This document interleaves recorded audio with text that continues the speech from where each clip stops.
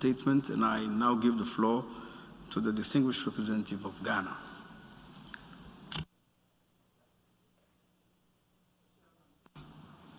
Excellencies, distinguished delegates, at the outset, I wish to convey to you, Mr. Chairman, my delegation's warmest congratulations on your election as the chair of the Third Committee for the 76th session. I equally congratulate the members of your Bureau and assure the Bureau of Ghana's full support and cooperation during this session.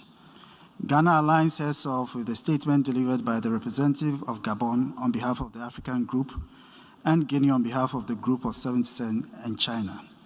The following abridged remarks, which we deliver in our national capacity, expands our national perspectives on the areas of social development, the advancement of women, and the promotion of human rights, including the right to development. Mr. Chairman, Ghana welcomes the Secretary General's report on social development, which highlights the unprecedented challenges posed by the COVID-19 pandemic in several countries and recognizes the need for effective social policy as a key driver to better recovery. The theme of the Secretary General's report coincides with Ghana's understanding of the role of social development policies and programs in the reduction of poverty and the development of an inclusive society for all. Ghana agrees with the recommendation of the Secretary General for member states to preserve social spending to support national policies and strategies for social development in order to recover better and get back on track to implement the 2030 Agenda for Sustainable Development.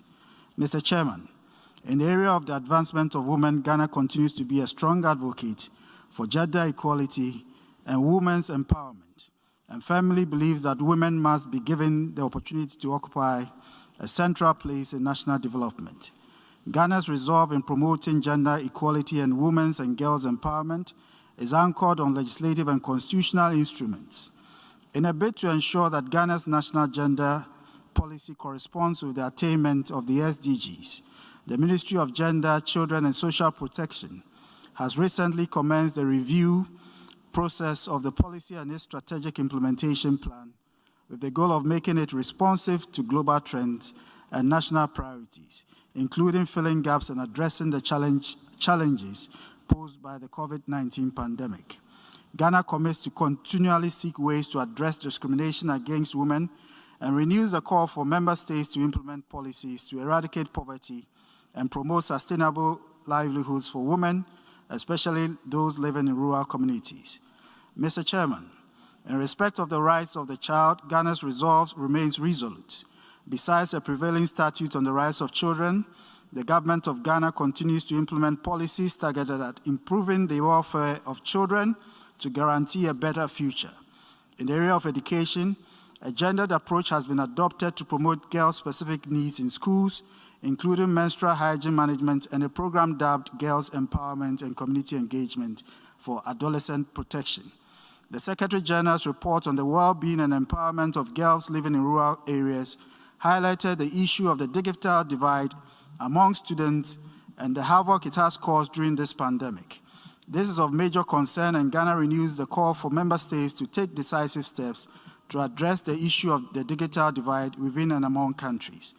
Mr. Chairman, the commemoration of the 20th anniversary of the Durban Declaration and Programme of Action on 22nd September 2021 provided us all an opportunity to reaffirm our individual and collective commitment to the Durban Declaration and to look into the future with a political declaration that helps in building resilience and hope for addressing the contemporary forms of racism, while acknowledging the progress made by the international community in addressing racism and racial discrimination.